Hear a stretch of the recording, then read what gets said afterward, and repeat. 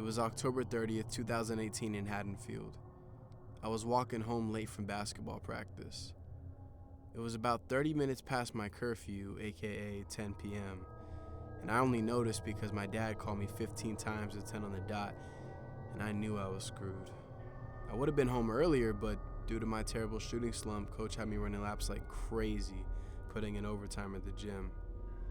I knew I was in big trouble for not answering the phone when I got home, but honestly, I was way too tired to care. I just want to go to sleep. Cut to a couple minutes later as I'm walking in my neighborhood, and a wavering vibe came over me. I felt uneasy. My cul-de-sac was a ghost town. I mean, not usually, but right now. Everybody's lights were off in every single house, pitch black. Except for one.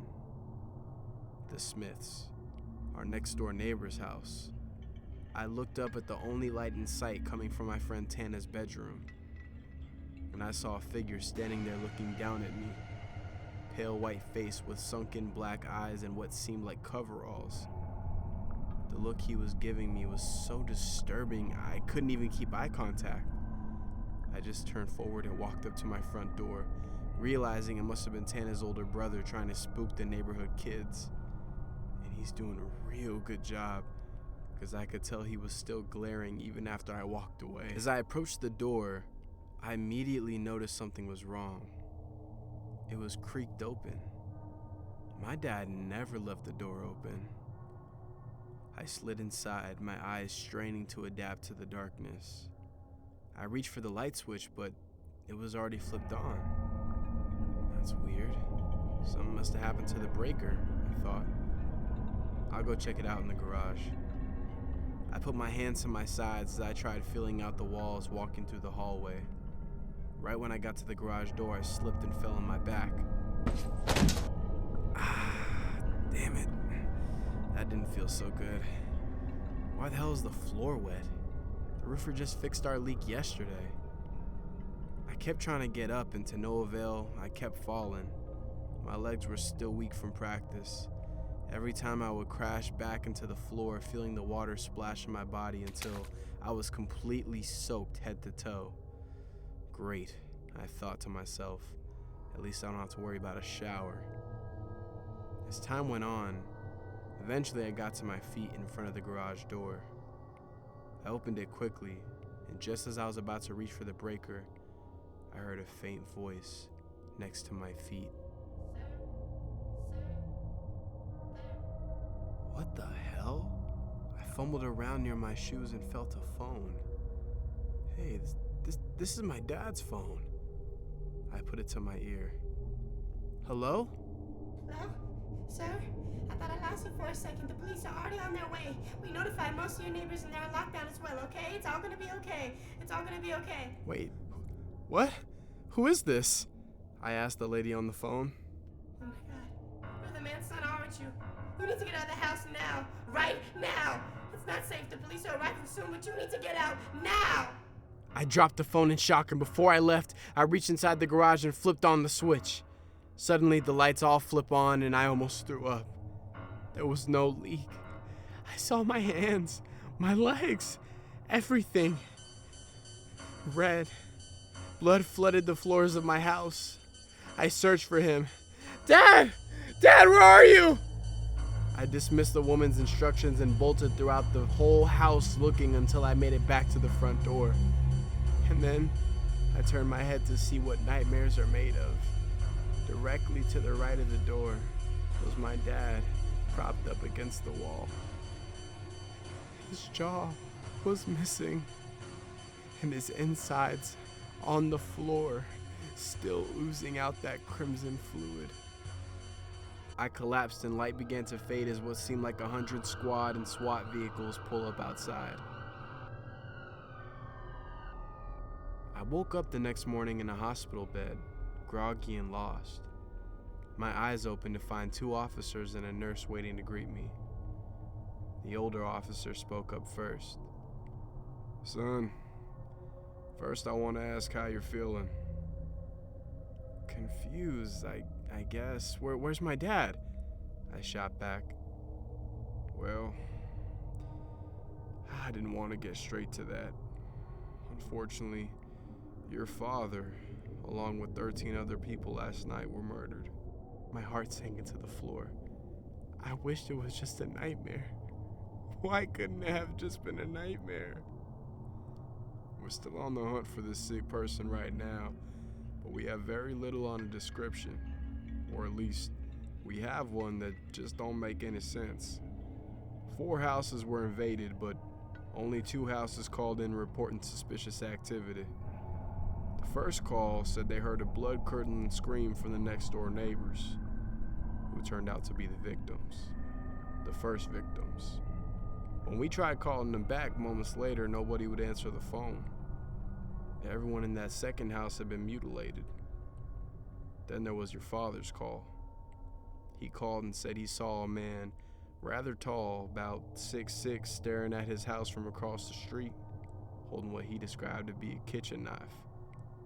And the last house that was targeted, well, that was your neighbors, the Smiths. That's Tana's house, I thought to myself.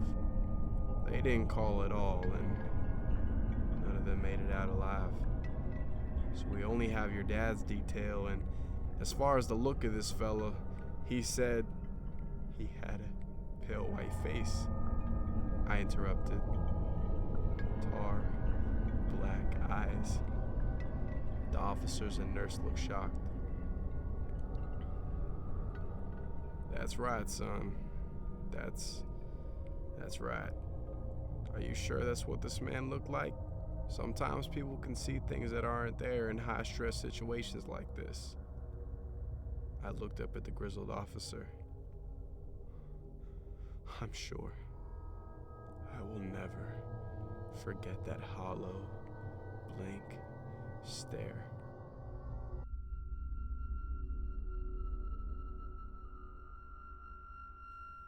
Okay, my name is Jackson, and let me just start out by saying I hate dog sitting. You know why? I'll tell you why. I just hate dogs. Well, scratch that. I don't just hate dogs. I hate cats too. I mean, I hate animals in general, and they hate me. It's just always been like that since I was a kid. But kids gotta make some money, and boy, do some of these rich couples pay handsomely just for me to walk and feed their little Pomeranians while they're on vacation. This one house I'd always get booked for. They traveled constantly to Europe, and I'd always have to watch their Shih Tzu, Roxy, who, might I add, tried to chew away at my ankles 24/7. Yeah, that dog couldn't stand me, and the feeling was mutual. I did think the whole situation was pretty strange, though, considering when they went on vacation, they left their teenage son Corey behind. Apparently the kid was a real spoiled brat, and these trips were the parents' getaways from, well, I guess him. But still, why hire a dog sitter if your 17-year-old son is home all the time? I never understood that, but hey, I'm getting paid, and that's all that mattered to me. One day I was heading over to their house, and I got a text from Corey. Hey man, leaving for football practice soon. I'm leaving the door unlocked for you. I thought to myself, football, huh? That's strange. He's not really the athletic type. I mean, he's always been more of a gamer, but hey, good for him. I got to the door, and sure enough, it was unlocked just like he said. I walked in and immediately headed to the kitchen. Rich people have the best snacks. I busted down on a couple Twix bars, brownies, then I flicked the TV on and kicked back on the sofa to watch a couple episodes of It's Always Sunny in Philadelphia. Somewhere within the second episode, I fell asleep and awoke 2 hours later at 9 p.m. to the TV off and the sound of Roxy growling directly in front of me.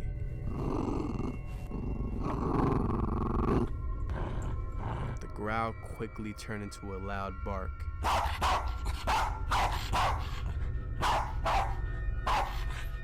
All right, relax. I forgot to walk you. I'll do it right now. Just give me a... I noticed. There was something about the way she was looking at me.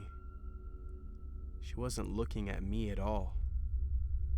She was looking right past me. My eyes darted to the reflection of the blank TV screen, and I could see someone poking their head out of the dark hallway behind the sofa. Holy crap, man, you scared the hell out of me. Oh my God, how was football practice? I said, panting frantically. He just stood there, head poking out of the room in the dark shadows. It was hard to make out his face. Can you help me move this dresser? He asked me, completely ignoring my question. Yeah, man, just give me a second. I gotta walk Roxy, I said as I looked down at the still agitated Shih Tzu. I put on her leash and opened the front door, only to see Corey walking up the driveway with his book bag on. I damn near screamed. What the hell? Corey, call 911. He looked at me puzzled. What? Why? What's going on? Just do it! Corey and I hopped into my car, Roxy in hand, locked the doors, and dialed 911. The dispatcher said they'll be there shortly and to stay on the line. At one point in the call, we looked up, and we could see a figure pressed up against the house's glass door, peering out at us. The person quickly backed away when they noticed we saw them. 30 seconds later, the cops arrived and searched the entire house, room by room, crawl space by crawl space. They didn't find anybody, but there was a bunch of jewelry and electronics that had been stolen. I contacted Corey's parents to let them know what was going on, and they booked a flight back for the very next morning. That night, I let C crash at my place till his parents got back, and as far as I know, they haven't had any other further incidents to this day. They always asked me if I could dog sit for them after that, but I never accepted.